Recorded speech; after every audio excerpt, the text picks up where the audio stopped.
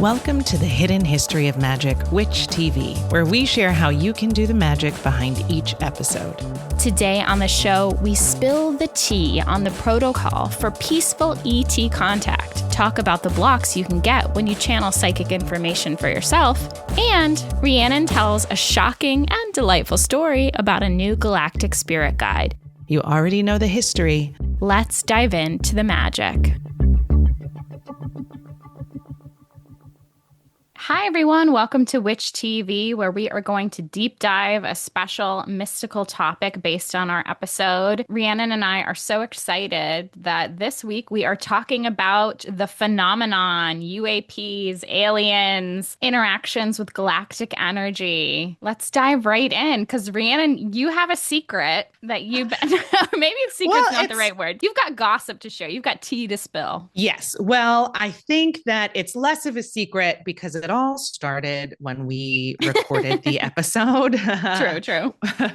So to prepare for our episodes, we often like to open a container or, we're magic. So let's use our magic when it comes to doing a podcast or doing everything, right? So I opened a container. I invited in any galactic beings that wanted to participate or give any information. And sometimes it helps me with the episode too. I don't know about you, Erin, but sometimes I feel like if I invite them, then they can telepath me the information that I need to share, or if they can help direct my focus on where. If we don't ask, they won't interfere. So I think it's important to make the ask for any guides at any time. Yes.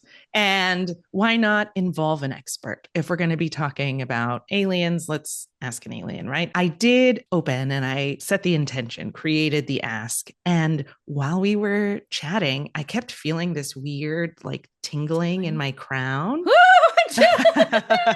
And then a weird tingling in the back of my neck and then across my shoulder. My whole body's freaking out right now. Oh, yeah. So it kept happening. And I was like, it feels like someone's right here. And then someone is still here, to be honest. And that's when I feel like both you and Eleanor were like, oh, yeah, I see him. Mm-hmm. And you could sense that it was a masculine energy, which I kind of sense too. It doesn't feel like a spirit guide. It feels new and different. But you guys, this is why I love having psychic friends, because, I get the feeling, I literally get the feeling on my, someone's touching my shoulder or, he's right here. Hey, he's right here. And so you guys immediately with confirmation were like, oh, he's blue. Oh, I see him. Oh, the energy's right there. And so after we finished chatting, did this happen in the bonus episode? So maybe not everyone heard it. I think we had moved on to the bonus because Eleanor was about to channel. And I was like, well, she's getting into her breathing. Let me just share that I have been going crazy right here. I think we did tease it. Well, who could? Yeah. I mean, it definitely happened during recording. Yes. And so then when we wrapped, Erin texted me that I think that you need to connect with your alien because he's got a message for you. At the end of the day, when my children were asleep and I was all alone, I pulled out my divination tools because sometimes I think it's a big ask to expect yourself to be able to channel or hear communication from someone raw. Unless you're already tapped, that's just the way that you do it. Say more. What do you mean? Some people can just see things or hear things or know things with full confidence. Nope, I am getting a message. I have friends who have seen galactic beings enter their room and they're having a conversation we're right here. So there's no is this a message? Is this not a message? Mine feels a little more subtle where again, I could feel the presence. Oh, he's back. Hi. And the ways that I get communicated with. I'm having an emotional reaction. Oh, really? So odd. Yeah. My body's, I don't know if it's because we're mirrors for each other. Oh, yeah. But when you say it, then I start to then I feel it too. It's almost like it shoots over to me. It's odd. I hope if the audience can feel our galactic friend, will you also comment in the chats? I'm so curious. Yes. I mean, it feels great. So come on over. you know. But you were saying that it's more subtle It's and more you subtle. kind of have to like be quieter. Is that right? To kind of get into, or are you talking about setting kind of like a mood for yourself? I need to set a little bit of a mood. I need to have some space, but I like divination tools Mm, because I need something external and tangible for me to go, is this what you mean? Is this what you're saying? Show me again.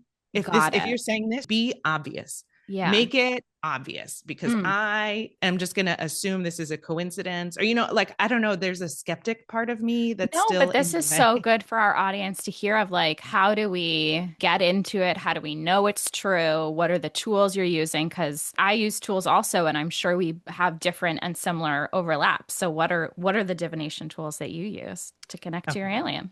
Well, I love a pendulum. I'll always use a pendulum, which you can Mm. ask yes or no questions. I know I've said on Instagram before, I do not have a pendulum. Oh, I am like a interesting. witch without a, I don't know how it happened or how it missed me, or I got to get Yeah. one in here. They're very exciting. I like it almost as being neurodivergent. I stim a lot. And so for me, holding a pendulum just all the time, the spinning of it feels like Mm. a stim for me. So it's like my fidget spinner Yeah, yeah. is literally a And you pendulum. take your walks with it too, right? I do. Yeah. I'll just think out loud and let it spin. So sometimes I'm Mm. just thinking about things and it's not even asking a question and it'll spin yes or no. And I'm like, oh, what am I thinking about? Let me pay Yeah. attention here. So I pull out the pendulum and I wanted to use tarot cards. So I was like, okay, alien, who are you to me? Yeah. And Mm. the first thing that popped out is the King of Pentacles. Wow. It's like, I Yes, hope. Daddy. Yeah. Yes. I hope this means what it's supposed to mean. But also, let me show you for Ooh, the I people who just can got a hit see. for you. Oh, It felt like a river, like a stream that was dammed, and he was undamming it to let the abundance flow. I love that. Well, let me show you what this King of Pentacles looks like Uh-oh. for this deck. I use the Radiant Wilds deck, Wow. and It's a beautiful card. it Looks like an looks like an alien. alien, right? Yeah, There's it like does. orbs shooting out of Yeah, him. yeah. He's in a And the gateway silhouette. portal. Mm. Yeah, there's like a planet behind him, and That's it's a this cool weird. deck. Oh, I love it. It's so desert, and I'm such a desert witch that Mm. I'm obsessed with it. But that was the first card that popped out was this King of Pentacles and looking like that.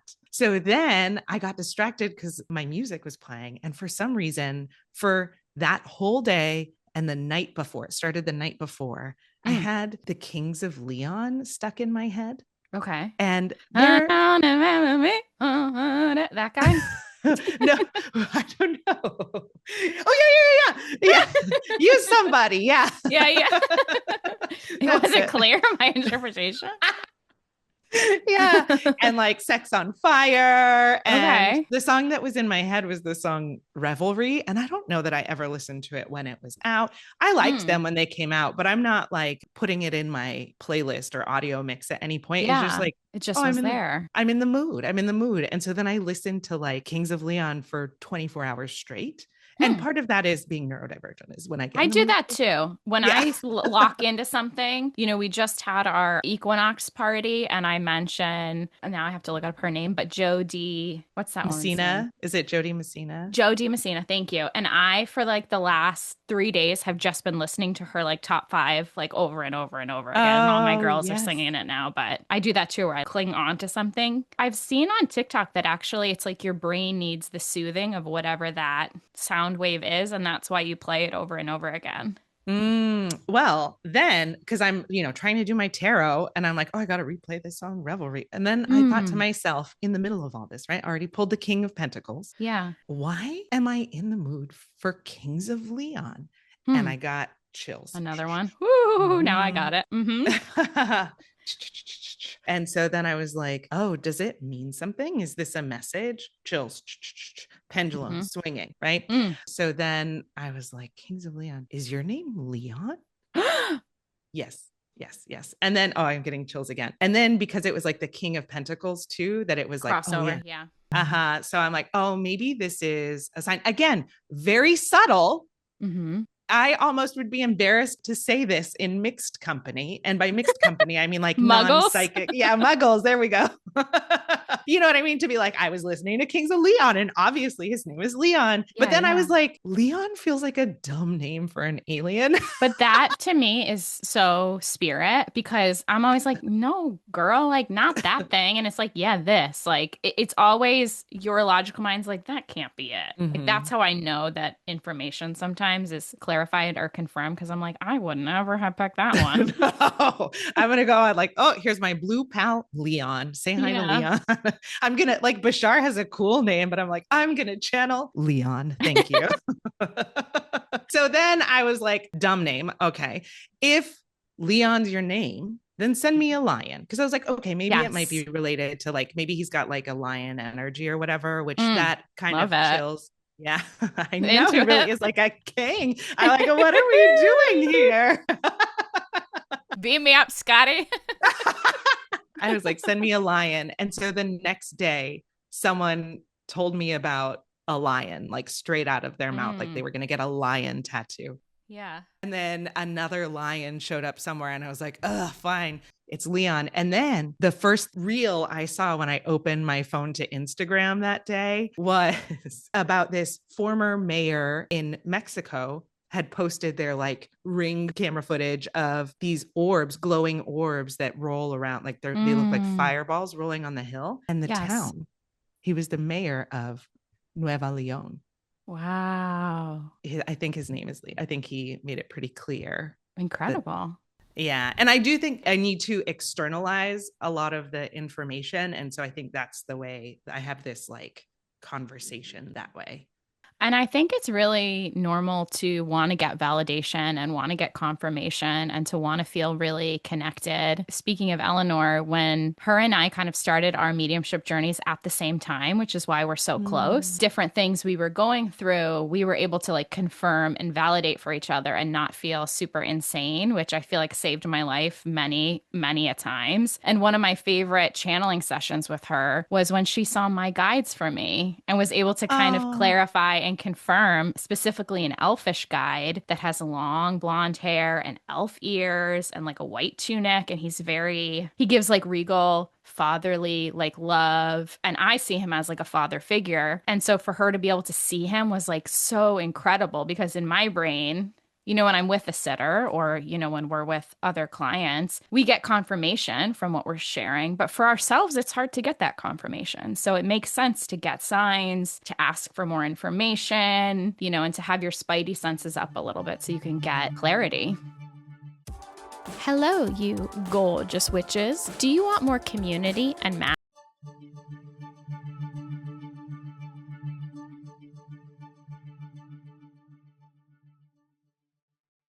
Updates too salacious for the podcast, and answer your burning questions about each episode. All you have to do is click the link in the show notes and join us on Patreon at the Coven tier. We'll see you there. Yes, and it feels really easy for me to do it for someone else. Like, it's so funny that you say that, because I don't think I've heard that you have an elf guide very specifically, because when I did a session with you, I was like, you feel like a fairy person, but I'm getting elves. Yes.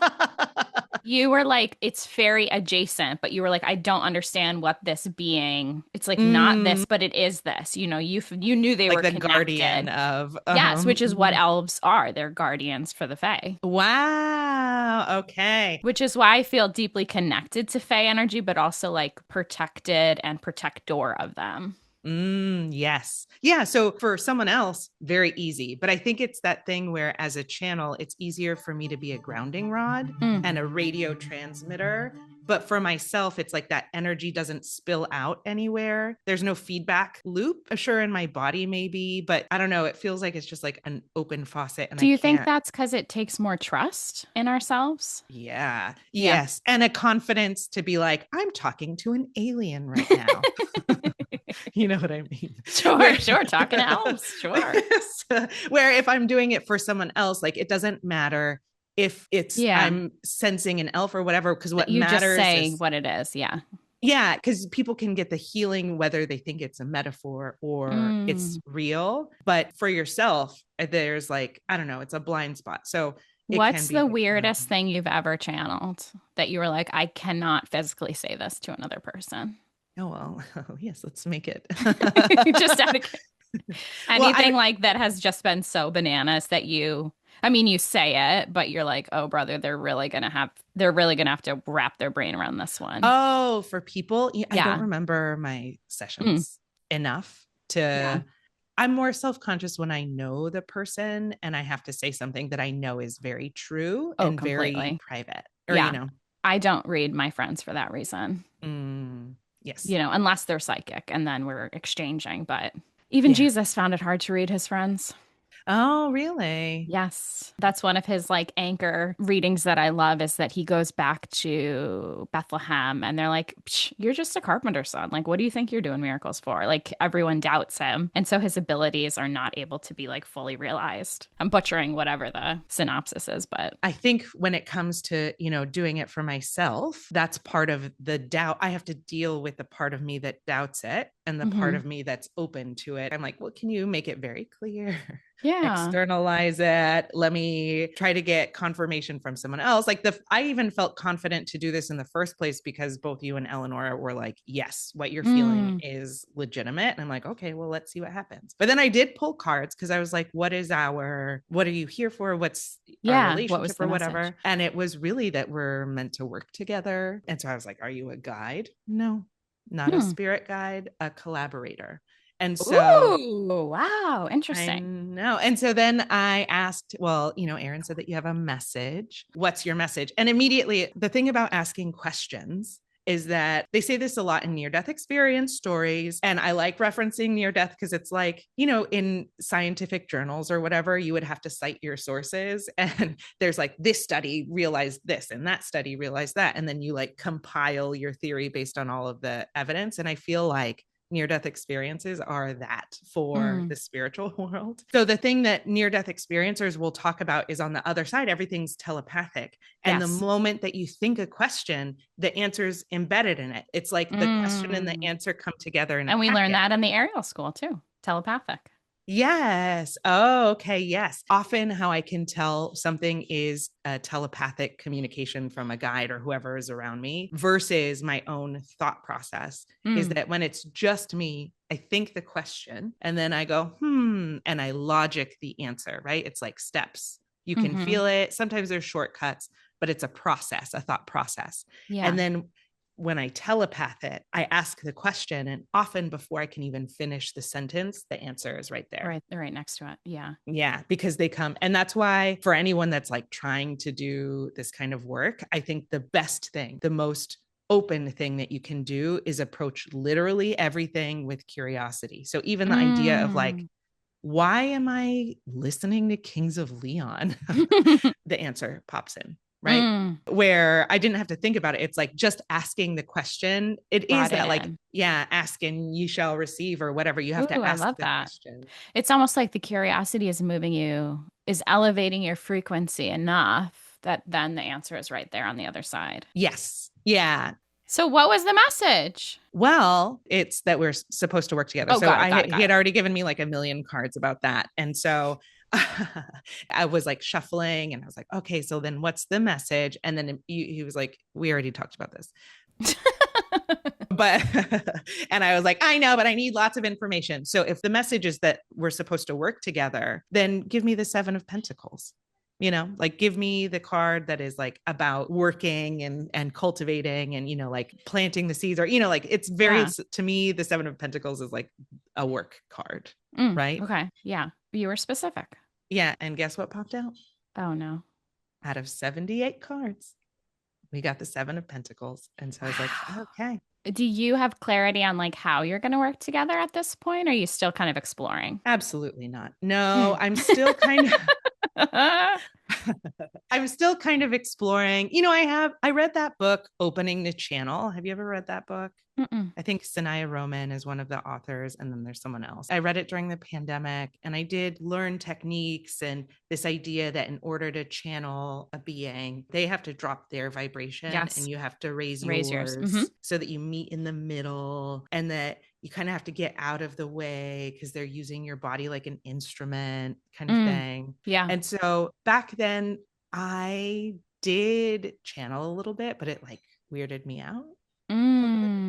I can't lose consciousness. I kind of stay there. Yeah. Where my husband goes into a break room where he's not in his body anymore, but I kind of stay there, but my voice changed. And so it was, I recorded it. And so I don't know. I mean, if you get any hits about this, but there's like something where it feels like it's like a collaboration. I don't know if I have to be very publicly like me and Leon over here are giving a talk or whatever, but it does feel like whatever work that I do, it feels separate from doing energy work. It feels like a different thing, but I don't know what that thing is yet. I love the idea that we, in doing this podcast, are kind of tapping into unseen realms, unseen collaborators. Like the magic is happening within us. Great. Love it. And maybe this is like a safe container for you to explore that, and maybe on a future episode or maybe even a bonus, you and Leon do a little collaboration or something right here on the show. I mean, if he wants to help me finish my play, I would love that. If he wants to give a little talk, I mean, it feels like he's really present. Oh, hi. And every time I say that, it like, ding, ding, tingles it's such a good feeling. It feels so good. I know. I get it too, actually. There was again. Well, and one of the things is all of my cousins have seen UFOs and I was jealous. And my grandmother died in like right before my birthday in 2024. It was about to be my birthday the next day. And I was like, you know what I want for my birthday? I want to see a UFO. And so I was staying at my cousin's house in Placitas, which is just outside of Albuquerque. It's kind of on a hill. It's that beautiful New Mexico desert landscape, humongous sky. It was a pretty clear day. I could see planes taking off from the airport. I could see helicopters. I could see drones. I could see everything far, far, far away. Yeah. And so I decided to just sit on the porch with a little blanket and a little cup of tea and look out, call in a UFO.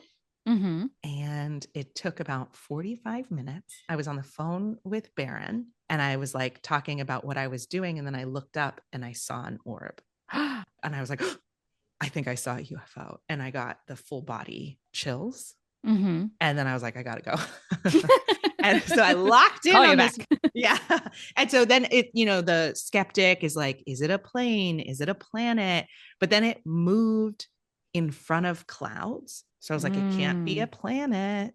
Yeah. It has to be something here. But then there were helicopters and planes that were different size and different color and different. So I was like, oh, this is like the perfect place to see that it's differentiated from all the things that I could think it could be. So then I kind of like locked in on it and I got this full body starting in my heart, like chills. And it felt like we were communicating almost, but not communicating and it like, not like I have a message for you or whatever. Yeah, it just connecting.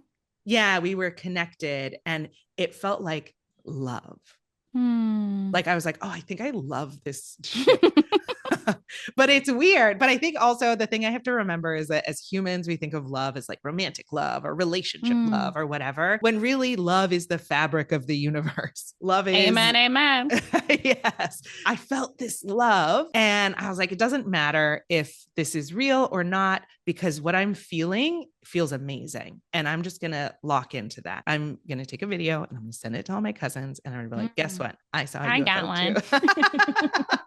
And then when I talked to Leon, I was like, was that you? Yeah.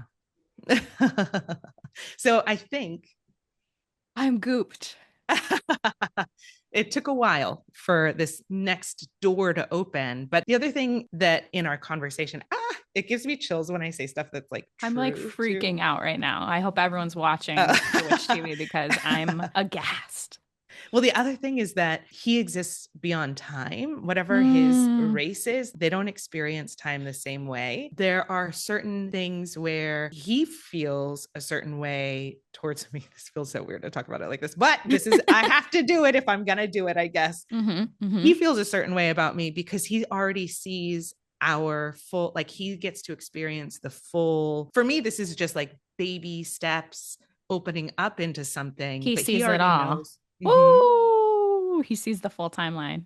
Yeah. Do you mind if I close my eyes a little and see what's going on with you guys? Oh, tap in. Okay. Let's Because do this. I do feel, I obviously feel him energetically. Okay. Hmm. Okay. I'm getting like a lot of flashes. What you just said, it feels like almost like scenes in a movie, like all these different, I almost feel like I can't keep up with what he's sharing. It's like, timeline, like all these pieces like in a clip, like kind of getting downloaded. It does feel like you're kind of opening yourself up and remembering some kind of connection to him and to all of these beginning, middle, and also it feels like there's other stuff that you might remember from your past. Ooh, I'm also getting angel energy. Like he perhaps is not a guide, but more of like a ethereal angel guardian, like somebody. I'm thinking of guardian angel right now. And Mm-hmm. maybe he's like connected to you in that way, that there's some kind of link that is very bonded. And it does feel like the start of something. It feels very, even though you've known each other, there's some kind of like blossoming and blooming and kind of this, you're at the beginning of something with him. And it feels like he's giving you luck for sure. And he's giving you kind of that flow of abundance, like I said before. But there is something that's just between you and him. And I don't know, it feels veiled to me, to be honest. Like he wants you Mm-hmm. to continue to explore and untangle. But this word collaborator is really interesting, right? Because Yeah, it and makes, it felt very specific. yeah, and it feels very like equal. Whereas guides are here kind of moving things around and pulling the strings, whereas he's right here and he's ready to work. What's that mean? That's like, I'm curious about that. When I asked about our relationship, that was something that was very specific, is that we are equals. But there's something where he made it very clear that he's not my guide, that Yeah. he has more visibility than I have. So he can guide me in that way, but we're very much equal. But it feels like he's contributing too, Mm-hmm. you Yes. know? Hmm. Yes. Interesting. Well, Hidden History of Magic listeners, stay tuned I know. And there was a to part of Witch me TV to see like what we're gonna get alien updates every week now about what's happening.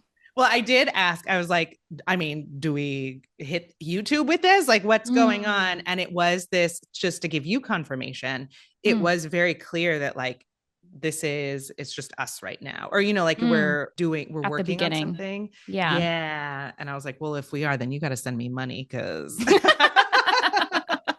I don't know if I have the space to do that right now. But no, no, no. Yeah. So we'll see. Yeah, it feels like there is, and this is like a little more predictive, which I know can be difficult, but it feels like there is something that's going to kind of come through, or in the same way, you listen to that song and then you kind of have that aha moment. It Mhm. feels like there's something that's going to come through that's going to feel clearer because right now Mm, you don't know what it is to put on YouTube. Do you know what I'm saying? Like you're going to get more yes. information and then you're going to know what's going on. I am also, because I can be a little bit of a busybody and like push my way through. The moment I get a spark of inspiration, it's like, okay, let me run to the end of the track with this. You and me both, girl. And yeah. And it's like those ADHD memes where there was just one recently, and my son saw it, and it's very funny because he's only 8 and it's so inappropriate, but it's very funny how much he liked it. Mm. But because he also has ADHD, but it's like being in World War III or whatever, it's like someone with ADHD and it's like, oh, do you see that person on the left? And they shoot the person on the left and they're like, that is my son, protect them at all costs. And it's like, oops, that's me with sparks of inspiration. So Mm. sometimes I wonder if things are slower to, I have to learn how to surrender. Mm. And so part of my, okay, if you don't want me to run with it, if you want me to slow down, because when I run with it, I do logic it too, right? Like, or I brute Mm. force my way through it. And so if I'm to receive it, if I'm to surrender to whatever this is, then I need invitations that I can respond to. So give me an invitation. And an invitation could be something as simple as the song that invites me to ask a question, or someone going, I wish that XYZ. And then that gives me the invitation to like, oh, I have an idea. And then it becomes a conversation instead of a whatever makes me exhausted. What I'm trying to do, what I'm asking, please, is that the invitation will come and I'll know what it is when it arrives. And I also feel called to share that sometimes, like really recently, I was wanting to get into my own messages and like talk to my guides and kind of do a check in. And I will say, as a mother, I used to have like a really, before I had kids, I had like a very gorgeous morning routine where I would like pull a card and meditate and journal. And now it feels like I check in with my guides when I feel them screaming at me and I've got to like, get to the phone and see what's going on. So apologies for being a little more lax. But the other day I was like, I really want to get in the bathtub. Like I felt called to the water and just like channel, be in that space where I'm receiving. And so like I lit a candle and I turned all the lights off. And I feel like there's something about being in the water for me that really allows me to feel open and charged in a weird way. It allows my brain to turn off. And then after the bath, I went to my journal and I asked a bunch of questions up top, to your point.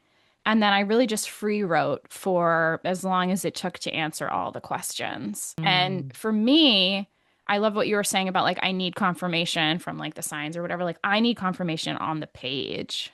Like, I want to be able to see it. I want to be able to go back to it. I want to be able to review it. Like, that for me really gives me a lot of confidence. If you're listening at home and you're like, how can I kind of tap into that energy? It could be as simple as doing a 10-minute meditation, writing things down, going for a walk, swinging your pendulum. You get to decide and figure out what your relationship is with spirit and how things come to you. And really, I think being curious, as we said, is the anchor for all of this, for all of it to come through. Now, I will say, since we're on the UAP topic conversation, that I feel like my relationship with them has been pretty limited. And I think something actually that I've been talking about with Eleanor offline is like the relationship between the elementals and the fairies and the UAP, because what we learned in our bonus episode is that they're not on the same frequency. And so part of me is like, am I on the wrong frequency? Like, can I not get to them because I'm so, earthbound in a lot of ways? Do I have to open myself up? And so that's been something that I've been working through. And Eleanor and I, for her 40th birthday, are going to this conference in California called, oh God, I'm going to screw it up. It's called like Open Experiencers or, something like that. We'll link it in the show notes below. So if any Hidden History of Magic people are going to be out there, I'm going to go to the desert. I'm looking for orbs with Eleanor and we're going to do the whole thing. But I know you had mentioned a CIA document where they give you kind of the tools to call in the UAP. Do you want to talk a little bit about that and kind of how I can use it, how our audience can use it? We should probably link that. Definitely. There is a protocol essentially that's called CE5, and it's a meditation to call in contact. And a lot of people go out to like Sedona, but I think you could do it anywhere.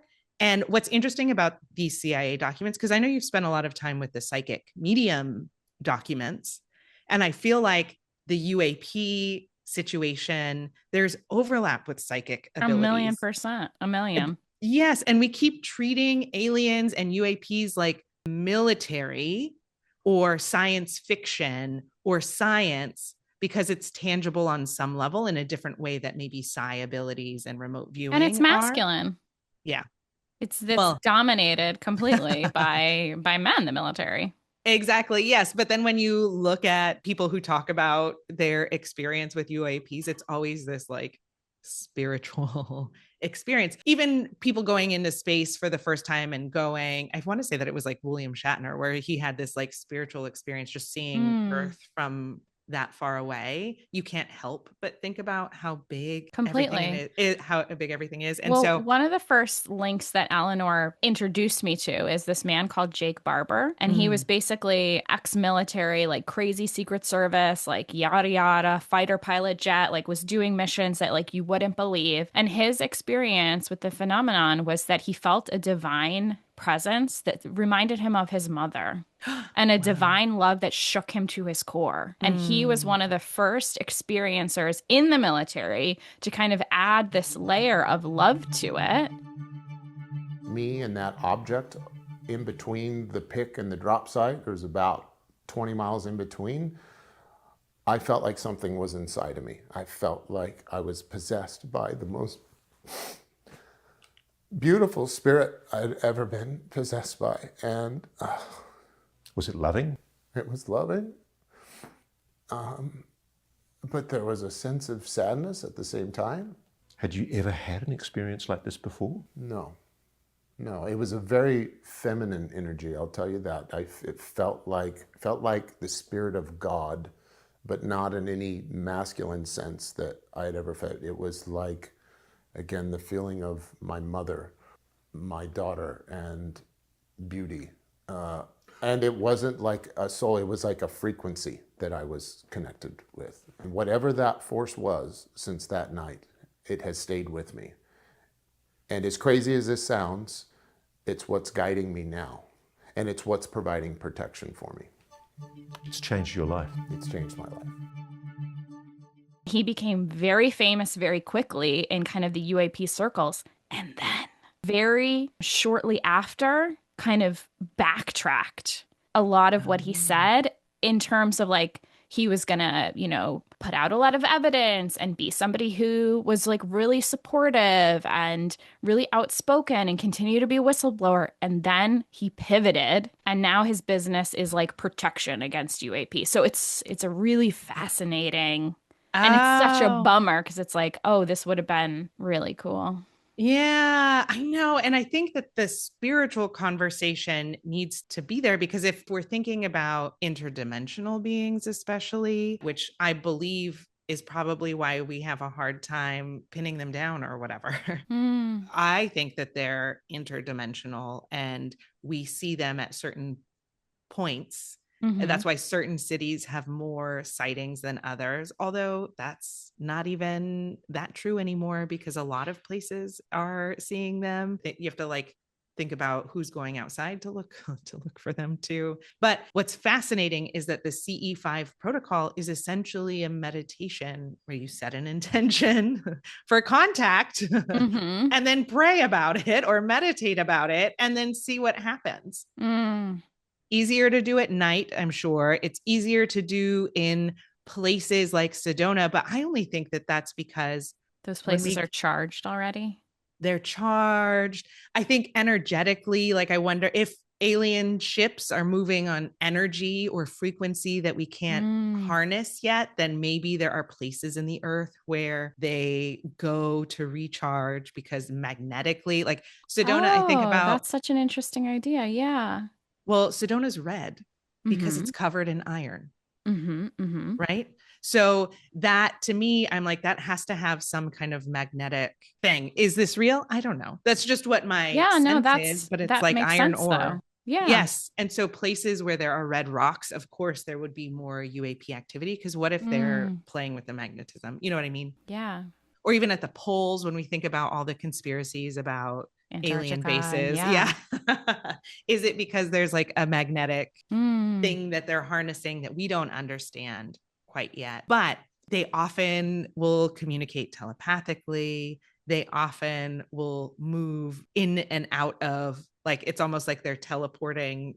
They're moving so quickly that it's like they're teleporting from one place to another. And so how can that not be, when I say spiritual, I guess it would be like the energetic realm. Mm-hmm. Yeah, it's all really fascinating, right? There's so many experiences and stories. And I will say for the audience, listen to how your body feels and see what happens. I'm curious if people are going to get out there and on their hilltops and just kind of open their hearts and say a little prayer and invite a UAP to show up, or even, I can link another meditation that I really love, Kara Daniels does, called Meet Your Star Family. And you can kind of meditate and call in, your guides or your connection that way. So there's many different ways to kind of play with galactic energy. And I will say something that really rocked me when you gave me my reading when I was in Vegas and I was listening to it digitally, was how my tree, I remember this visual of like the tree and the roots of the tree were like in the ground, but then the top of the tree was in the stars. And it really felt, and I do feel kind of like a bridge between galactic and elemental energy. And I don't feel like I've opened any of that crown energy up yet. And so that's something that I'm just maybe putting a call out to the universe or my guides or whoever's listening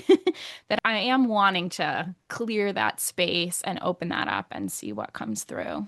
And I think that a big part of it is that it is literally foreign. You know what I mean? It's a different, it's so big. The energy of it is so, there's like so much darkness, but not in like it's dark, it's heavy, it's whatever. It's just that it's so expansive and dark. It feels like vacuum feeling. You know what I mean? Like it's gaseous and there's like lots of space in between things. What I've noticed is when I am really earthy, when I'm really in my herbalist, spending time in the sun, fully grounded, very much in my body. I don't have to go out of my body, or like sometimes I'll forget to look at the stars. I just spend all my time during the day. I feel like becoming a mother really brought me into my body and into the earth and very much into my human. Yeah. I think I just culturally tend to lean more in the earth and in my body anyway.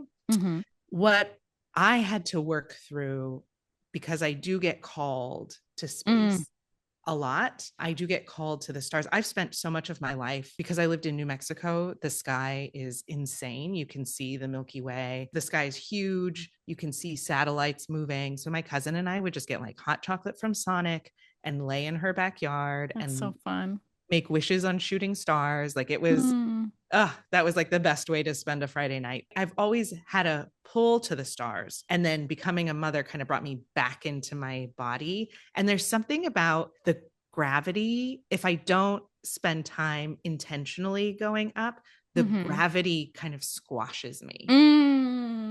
Wow. Yeah. I'm going to reflect on that. And so then it's harder to get back up. But there's always the pathway there, but it's like something like I almost have to like shake off gravity. Or like that's the physical feeling of just over identifying with my human or my earthiness. No, I feel like I feel like I'm going to cry. I feel like you really tapped into something that I have maybe felt and haven't been able to express. And I love this idea of kind of the ethereal energy of the stars. And the kind of it doesn't feel whimsical, but it feels like endless and open and expansive. And I do find myself so almost too comfortable in the dirt, too here. Even my office, I'm underground right now. Like I'm an underground witch. Like I'm in the earth always. When you garden. And I love my, earth beings, as I said before, my gnomes and my fairies and my elves. And I'm constantly trying to work with them and listen to their story. So it is interesting. I gotta open her up. I feel called to do it. Well, this I feel like sharing with you, because you've talked about being in the bath as a way to make you feel safe. What are your thoughts on aliens in the ocean?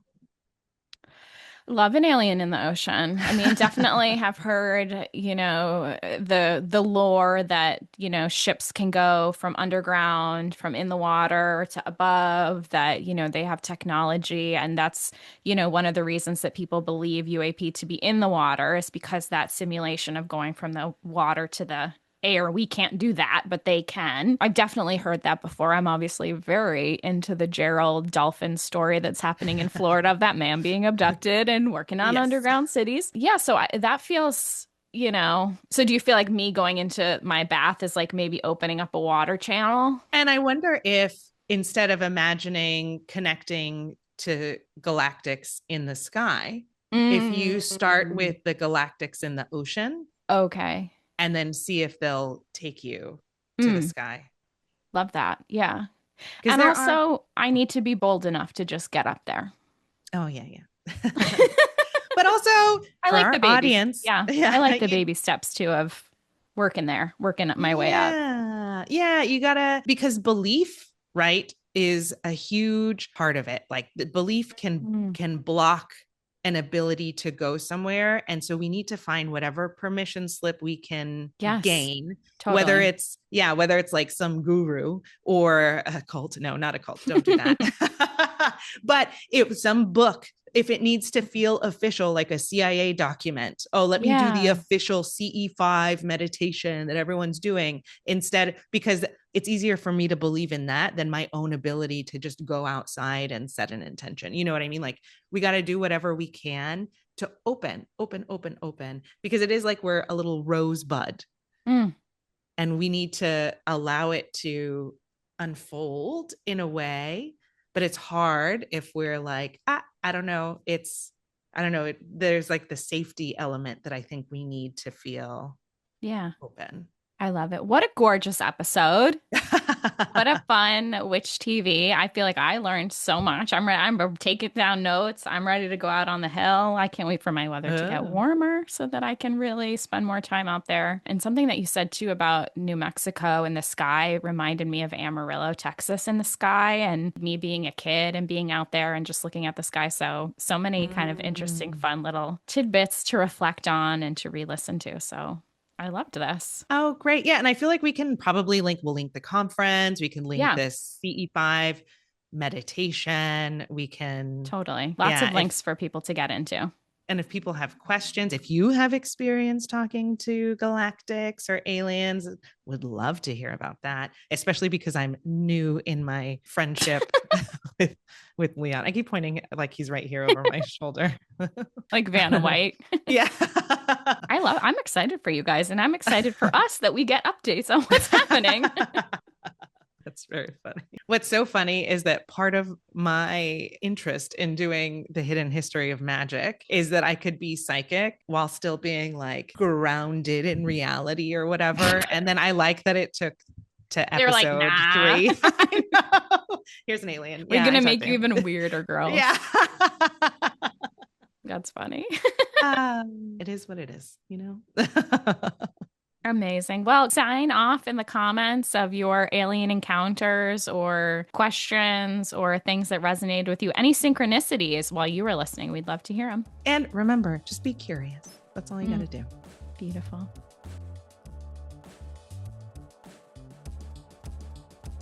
Thank you so much for listening to the Hidden History of Magick. If you like the show, please rate and review us on your favorite podcast platform. This show is produced by Rhiannon, Houch and Erin Bagwell. A very special thanks to our patrons who make this podcast possible.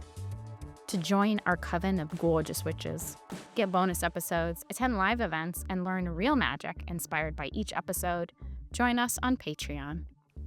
If you would like your own personal reading from Rhiannon or Erin, check out our links in the show notes. Until next time.